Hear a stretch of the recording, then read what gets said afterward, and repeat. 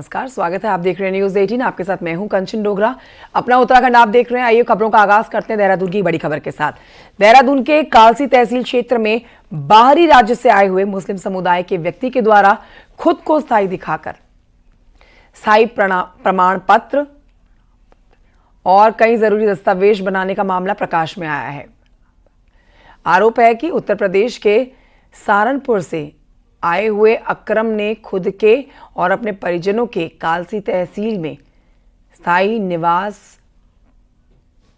प्रमाण पत्र, ration card, आधार card और कई दस्तावेज तैयार कर रखे हैं।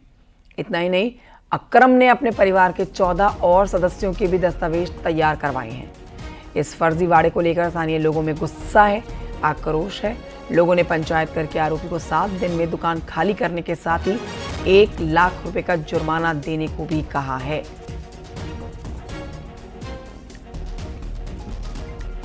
पंचायत करी, उसमें तय किया गया कि 7 दिन के भीतर सभी लोग ये दुकानें मकान खाली कराएंगे और ये लोग यहाँ से जाएंगे, तथा अकरम आदि लोगों को भी बताया गया है कि ये दुकानें खाली तो करेंगे, साथ में जो कागजात अवैध रूप से बनाए वो भी रद्द कराने का काम। कल यहाँ पर एक आम बैठक हुई थी जिसमें ग्रामवासी, हमारे खत के निवासी सभी लोग उपस्थित थे। हमने एक डिसीजन लिया है कि आप 7 दिन में अपना दुकान वगैरह, कमरे वगैरह खाली कर दें, अन्यथा 1 लाख रुपए जुर्माना। जिनकी दुकान है उनके ऊपर 1 लाख रुपए जुर्माना। इस वक्त हम कोटी कॉलोनी में है, जहां पर लगातार 2 दिन से यहां पर विरोध प्रदर्शन हो रहा है। विरोध प्रदर्शन क्यों हो रहा है, आप मेरे ठीक पीछे अगर देख पा रहे होंगे, यही दुकान है जिसको लेकर विरोध प्रदर्शन हो रहा है। और इसके जो संचालक है वो उनको लेकर ये लगातार विरोध प्रदर्शन है कि कहा जा रहा है कि उनके द्वारा कूट रचित तरीके से और फर्जी तरीके से दस्तावेज बनाए गए हैं और यहाँ के स्थायी ना होने के बावजूद भी यहाँ का स्थायी प्रमाण पत्र, आधार कार्ड और राशन कार्ड जैसे तमाम दस्तावेजों को तैयार किया गया है। यही वो दुकान है। यहाँ पर सहारनपुर से एक व्यक्ति आता है और यहाँ पर नाई का काम शुरू करता है, जिसके बाद शुरू होता है फर्जी तरीके से दस्तावेज लेने का सिलसिला। और यहाँ पर स्थायी ना होने के बावजूद भी, जमीन उसके नाम ना होने के बावजूद भी यहाँ के दस्तावेज लेने शुरू कर देते हैं। और जिसके बाद यहाँ पर जो योजनाएं आती है उस योजनाओं में भी कहीं ना कहीं बेनिफिट्स लेने का काम करते हैं। यहाँ पर इस वक्त व्यक्ति तो मौजूद नहीं है, लेकिन उनके भाई यहाँ पर मौजूद है। मैं उनसे थोड़ा सा जानना चाहूंगा। भाई, कब से आपकी दुकान संचालित हो रही है? मेरी दुकान यहाँ पर 4-5 साल हो गए। 4-5 साल। आपके जो भाई है उन पर लगातार आरोप भी लग रहे हैं कि फर्जी तरीके से दस्तावेज तैयार किए गए हैं, यहाँ के नहीं है, जमीन उनके नाम नहीं है। तो किस तरीके से देखते हैं आप? देखो जी, उनका मेरा कम से कम 10 साल हो गए। मैं वहाँ से, जहाँ पर रहते थे हम लोग गाँव में, मैं वहाँ से आ गया था। मेरा बंटवारा हो गया था घर से और फिर मैं बेहट में आके बस गया था। तब मैं यहाँ पर आया था, ये 4-5 साल हो गए। मैं ये नहीं जानता कि उसने कैसे तैयार करे, कहाँ से तैयार करे, मेरे को इस बारे में नहीं। लव जिहाद का जिक्र वैसे तो समय समय पर होगा, लेकिन ताजा मामला हल्द्वानी से सामने आया है जो कि चौंकाने वाला है। माता पिता ने बकायदा इसकी शिकायत पुलिस से की है। हल्द्वानी के मुखानी थाना इलाके में रहने वाली एक लड़की के माता पिता ने गुहार लगाई है कि उनकी लड़की को देहरादून के किसी मुस्लिम लड़के ने झूठे प्रेम के जाल में फंसा रखा है। ये मुस्लिम लड़का बिना रजिस्ट्रेशन ही उनकी बेटी के साथ लिव इन रिलेशनशिप में रहता है। आरोप है कि ये मुस्लिम लड़का प्यार में लड़की को पागल कर चुका है और उसके प्यार में पागल लड़की अपने घर में चोरी की घटनाओं को अंजाम दे चुकी है। पिछले कुछ दिनों से उसने अपने घर में चोरी की घटनाओं को अंजाम दे रखा है, जिसमें लाखों की ज्वेलरी और कैश को चोरी किया गया है। लड़की के माता पिता पुलिस से लड़की को बचाने की गुहार लगा रहे हैं।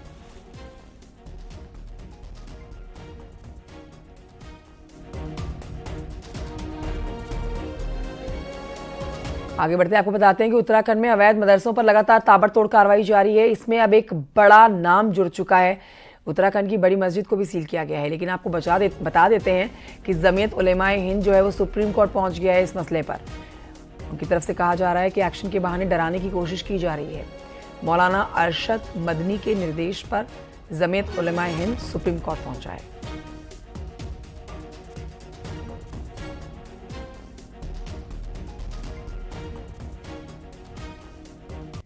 देहरादून के सहसपुर से खबर, जहां पर चल रहे अवैध बड़े मदरसे के निर्माण को फिलहाल सोमवार को रोक दिया गया है। ये बड़ी जानकारी आप तक पहुंचा रहे हैं। ये उत्तराखंड का सबसे बड़ा मदरसा बताया जाता है जिसका निर्माण कार्य रोका गया है, मदरसा सील किया गया है। बिना अनुमति के ज्यादा निर्माण किया गया, जिसका नोटिस पहले दिया गया। नोटिस के बाद जब खुद से कार्रवाई नहीं की तो फिर एक्शन लेना पड़ गया। प्रशासन की ओर से जब नोटिस बार बार दिया गया और खुद से मस्जिद परिसर की तरफ से इस पर काम नहीं किया गया, तो फिर काम जो चल रहा था सोमवार को उस काम को रुकवाया गया और मदरसे को सील किया गया।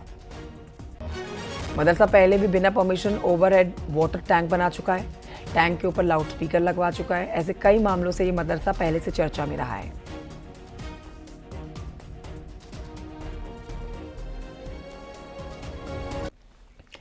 उत्तराखंड में अवैध मदरसों के खिलाफ लगातार सरकार का एक्शन जारी है।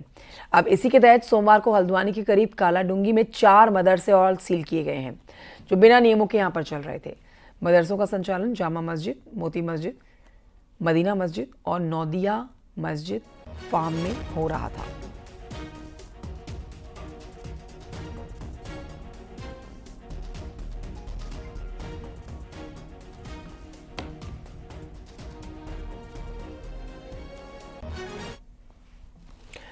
उत्तराखंड में सीएम पुष्कर सिंह धामी के सख्त निर्देश के बाद अवैध निर्माण और रजिस्ट्रेशन के बिना संचालित हो रहे अब तक 136 अवैध मदरसे सील कर दिए गए हैं।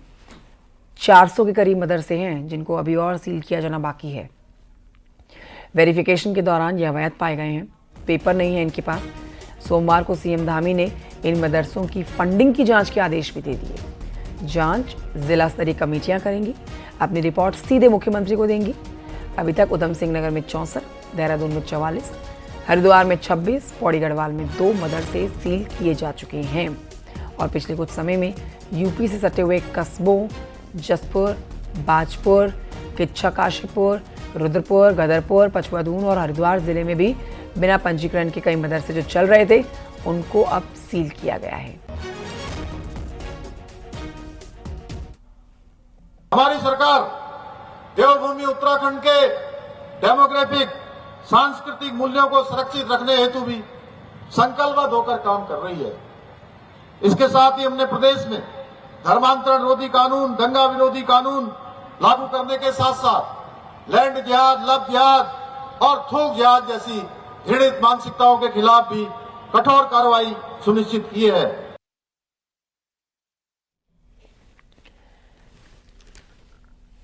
मुख्यमंत्री पुष्कर सिंह धामी ने सोमवार को रुद्रपुर में जोरदार रोड शो किया। गल्ला मंडी से गांधी पार्क तक का मुख्यमंत्री का ये रोड शो, जहां पर भारी संख्या में बीजेपी के कार्यकर्ताओं के साथ साथ स्थानीय लोग भी जुड़े। तस्वीरें आपके सामने उसी दौरान की है। रोड शो में आप देखिए मुख्यमंत्री पुष्कर सिंह धामी पुष्प वर्षा कर रहे हैं प्रदेशवासियों के ऊपर। उनकी सरकार को सहयोग करने वाले लोगों का धन्यवाद कर रहे हैं। प्रदेश में शिक्षा, स्वास्थ्य, पेयजल, खेल के साथ कई और क्षेत्रों का इंफ्रास्ट्रक्चर मजबूत हुआ है, ये मुख्यमंत्री ने कहा है। 30 से ज्यादा नीतियां लागू करने पर पलायन से निपटने पर अब राज्य सरकार कामयाब हो पाई है। होम स्टे, लखपति दीदी योजना से लोगों को रोजगार से जोड़ा गया है।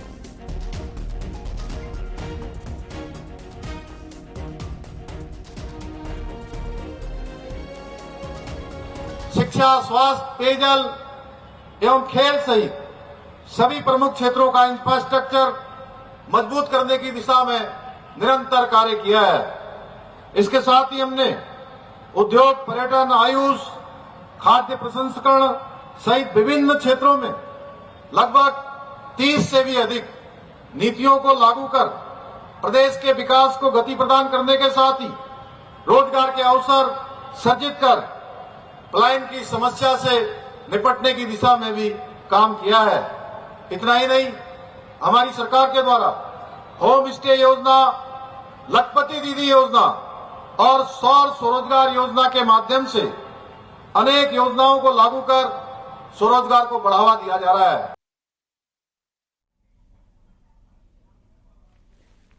उधर देहरादून से बीजेपी की सोर्सेज के हवाले से एक बड़ी जानकारी आ रही है, जहां पर दायित्वधारियों की लिस्ट पर अब रार की खबर है। कई बोर्ड निगमों में नेताओं की ताजपोशी होनी है। सोर्सेज की माने तो पार्टी हाईकमान ने दायित्वधारियों की लिस्ट को होल्ड कर रखा है। बताया जा रहा है कि 2 नेताओं की जिद पर यह काम रुका हुआ है।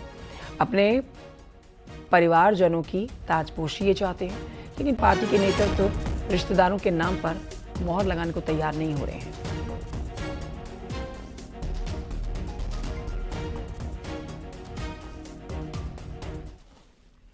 उधर कांग्रेस मई से अलग अलग मुद्दों पर जन आंदोलन की तैयारी कर रही है। तैयारी 2027 की आप कह सकते हैं। 2027 चुनाव से पहले जनता तक पहुंचने की कांग्रेस की है, लेकिन बीजेपी का कहना है कि कांग्रेस जनता के मुद्दों और आंदोलन से कोसों दूर है। रिपोर्ट देखिए।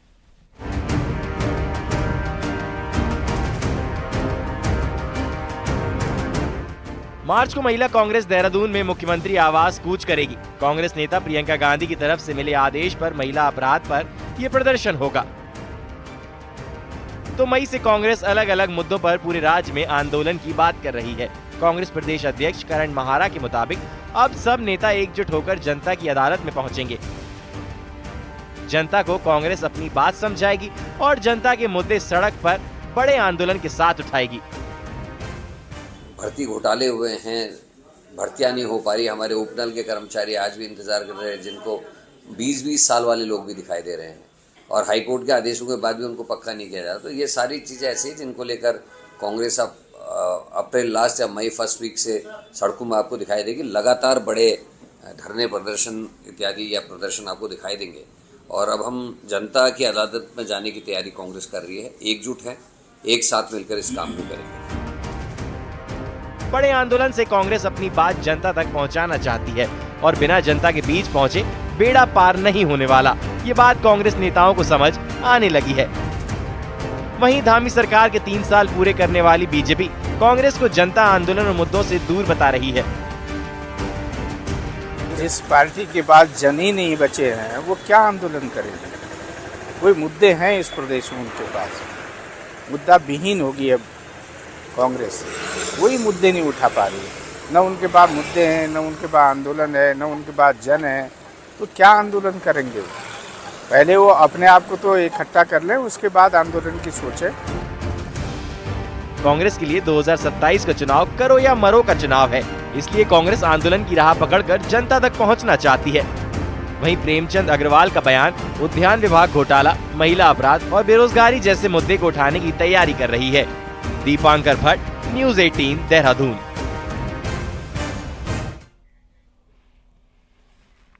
उत्तराखंड कांग्रेस की एक शिकायत का लेटर वायरल हो रहा है। साल 2023 में ये लेटर कांग्रेस प्रदेश अध्यक्ष करण महारा की तरफ से राष्ट्रीय अध्यक्ष मल्लिकार्जुन खड़गे को लिखा गया है। लेटर में शिकायत की गई है कि प्रीतम सिंह संगठन में सहयोग नहीं कर रहे हैं। लेटर वायरल होने के बाद कई सवाल खड़े हुए हैं।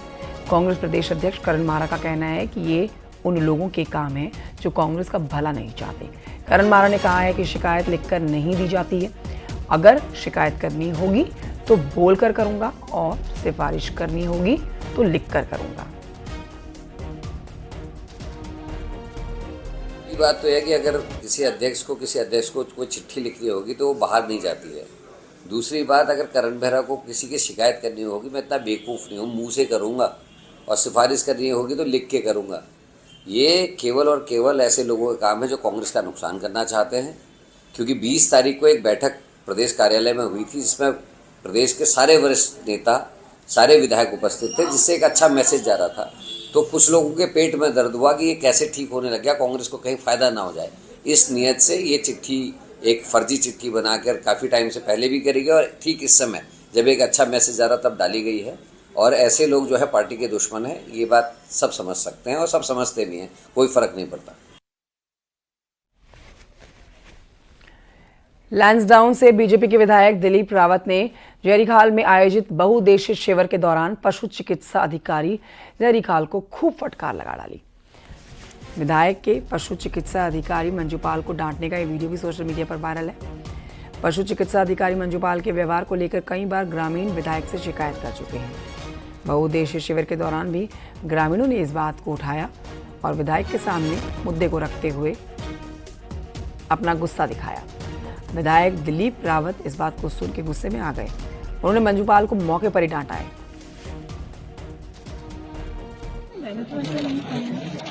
नहीं, तू व्यवहार क्यों नहीं करती? तो क्या है, मैं तुम्हें प्रूफ कर दूंगा। जब लोग हम पे कहते हैं मेरी तुमसे दुश्मनी है क्या? जब मैं कई लोगों से बोला तुम्हारे विवाद नहीं, तो रिस्पॉन्स नहीं करते ढंग से। ये लड़का क्या कह रहा है कि 2 बार मेरी गाय भी, तुम उसके इस तरह से बात करते हो कि जैसे ऐसा कर रहे हो, तुम नौकरी कर रहे हो तुम। नहीं, तू व्यवहार क्यों नहीं करती? तो क्या है, मैं तुम्हें प्रूफ कर दूंगा। जब लोग हम पे कहते हैं मेरी तुमसे दुश्मनी है क्या? जब मैं कई लोगों से बोला तुम्हारे विवाद नहीं है, तुम रिस्पॉन्स नहीं करते ढंग से। ये लड़का क्या कह रहा है कि 2 बार मेरी गाय भी, तुम उसके इस तरह से बात करते हो कि जैसे ऐसा कर रहे हो, तुम नौकरी कर रहे हो तुम। नहीं,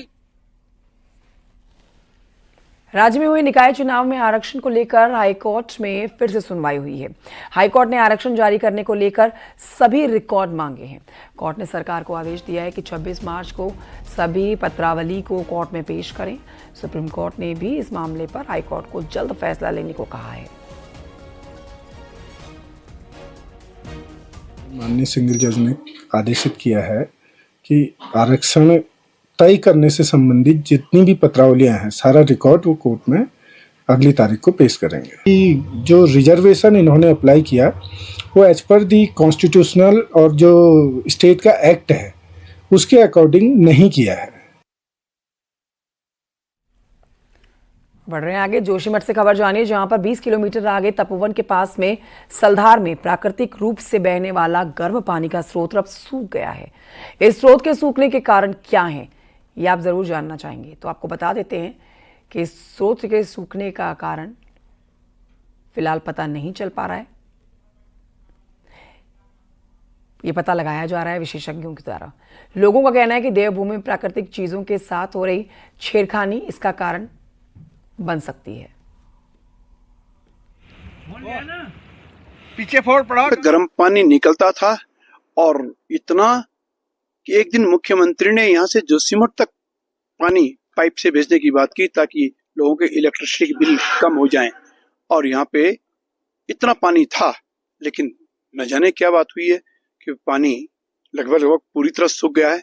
आज देख करके बहुत कष्ट हुआ कि यहाँ पर जो एकदम गर्म पानी का जो फुहारा चलता था वो आज बिल्कुल भी नगण्य हो गया है। पूरा सूखा हुआ है, टीला पूरा सूखा हुआ है। इस स्थान पर पर्यटक दूर दूर से पर्यटक पूछते भी थे, जोशीमठ आने वाले पर्यटक यही पूछते थे कि सलदार कौन सी जगह है जहाँ पर गर्म पानी का पूरा तालाब दिखता है। जागेश्वर धाम में जल्दी ही संस्कृत विद्यालय खुल जाएगा, जिसके लिए भूमि का चयन हो गया है और शासन ने निर्माण कार्य के लिए 2.5 करोड़ रुपए जारी कर दिए हैं, जिससे जागेश्वर के पुजारियों के साथ ही स्थानीय लोगों को संस्कृत का ज्ञान मिलेगा। पूजा पाठ के साथ दूसरे कार्यों में लोगों को इसका लाभ मिलेगा। एक संस्कृत विद्यालय की स्थापना हमारे जागेश्वर में की जानी बहुत जरूरी है और मुझे जानकारी हुई है कि उसकी स्थापना के लिए जो प्रयास हम लोग कर रहे थे, जमीन का चयन हो चुका है और 2.5 करोड़ रुपए भी उसके लिए स्वीकृत हो चुके हैं। जमीन विभाग के नाम करने की कार्रवाई है और जल्दी ही वो विद्यालय प्रारंभ होगा। तो ये हमारे जनपद के लिए एक महत्वपूर्ण उपलब्धि होगी और जागेश्वर धाम का जो नाम है वहाँ भी पूजा पाठ की एक अलग से जो गुणवत्ता होगी वो सुधार आएगा।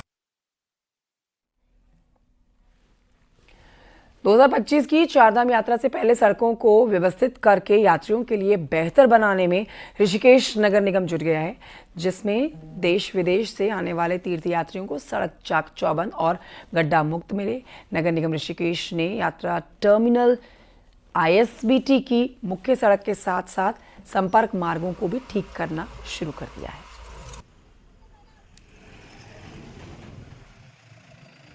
तमाम जितनी भी सड़क है ऋषिकेश के अंदर सब सड़कों को हमने डामर रोड को शुरू कर रहे हैं और कल से शुरुआत कर दिया है। तो लगभग ऋषिकेश में जितने डामर रोड हैं वो सब बनाने जा रहे हैं और सीसी रोड पे भी हम काम कर रहे हैं। रुड़की के सिविल लाइन इलाके में एक ट्रक की कार से हल्की सी टक्कर हो गई, जिस पर कार सवार 2 युवकों ने ट्रक ड्राइवर से ट्रक के केबिन में घुसकर मारपीट की है। मौके पर पुलिस पहुंची, ट्रक ड्राइवर को बचाया गया। दोनों युवकों को हिरासत में लिया गया है। इस दौरान किसी ने ड्राइवर की पिटाई का वीडियो भी बना लिया।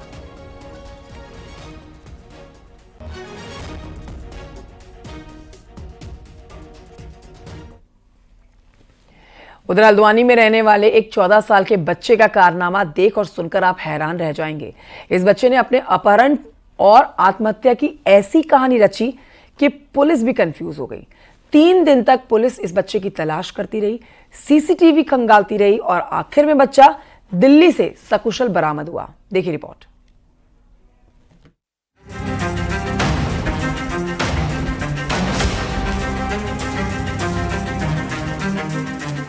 ये जला हुआ सामान किसी सामान्य आग का नतीजा नहीं है, बल्कि ये एक प्री प्लान्ड स्क्रिप्ट के तहत जलाया गया सामान है, वो भी एक 14 साल के बच्चे के द्वारा। दरअसल हल्द्वानी के एक नामी स्कूल में 9वीं क्लास में पढ़ने वाला मिश्रा परिवार का ये बच्चा गुरुवार को स्कूटी लेकर घर से स्कूल के लिए निकला, लेकिन ना ये स्कूल पहुंचा और ना ही शाम तक घर वापसी हुई। लिहाजा परिवार में हड़कंप मच गया। परिवार ने तलाश शुरू की। लास्ट मोबाइल लोकेशन के आधार पर पुलिस गौरा पड़ाव के इस जंगल में पहुंची, जहां बच्चे के कपड़े, जली हुई स्कूटी और स्कूल बैग देखकर सस्पेंस और बढ़ गया।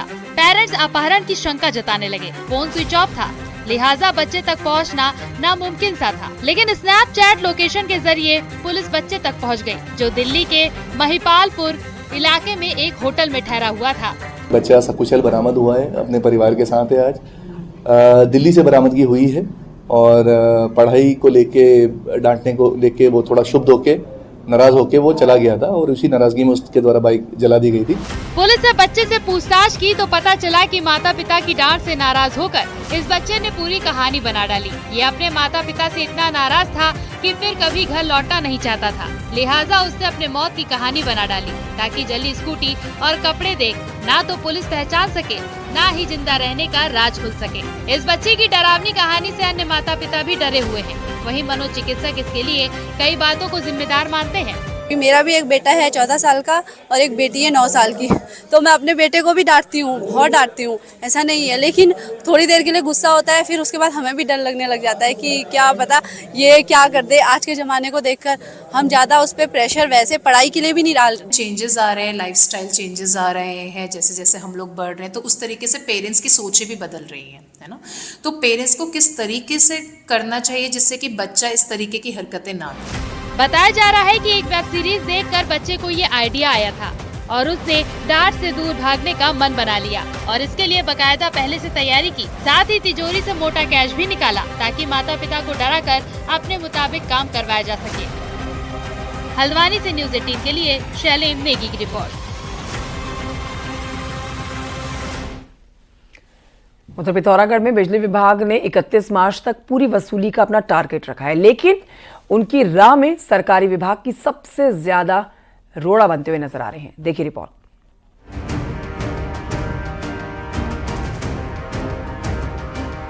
हर विभाग चाहता है कि फाइनेंशियल ईयर खत्म होने तक उसके बही खाते पटरी पर आ जाए।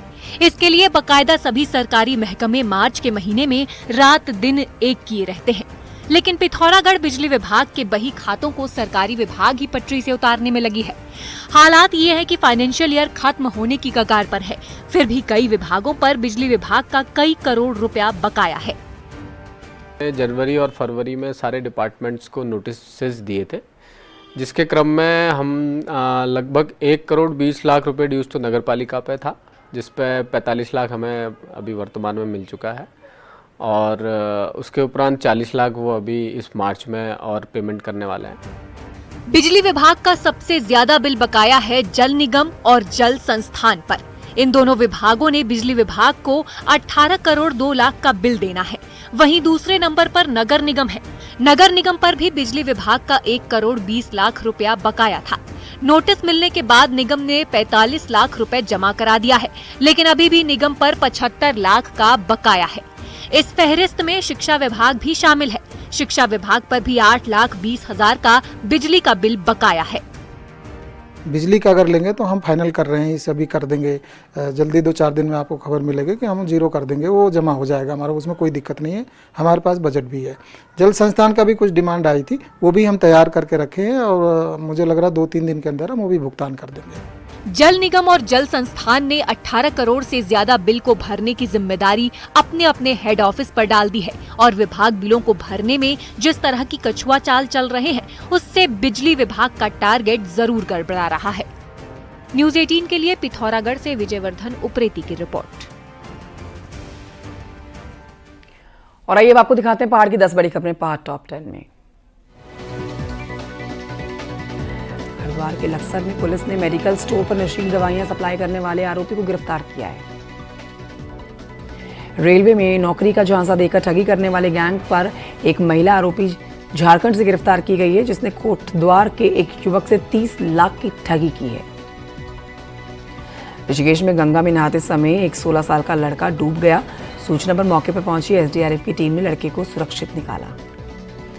रुद्रप्रयाग में जनता दरबार में विभिन्न विभागों से जुड़ी हुई 37 शिकायतें दर्ज की गई, जिसमें 21 शिकायतों का मौके पर ही समाधान किया गया। चारधाम यात्रा रूट पर घोड़े खच्चरों को लेकर एक शिविर का आयोजन हुआ है, जिसमें खच्चर मालिकों को पशुओं को होने वाली बीमारियों को जानकारी दी जाएगी। ऋषिकेश एम्स को मेडिकल सुविधाओं के विस्तार के लिए 200 एकड़ जमीन की आवश्यकता है, जल्द जमीन मिलने की उम्मीद है। हल्द्वानी में कुमाऊं का सबसे बड़ा टीबी हॉस्पिटल बनकर तैयार है।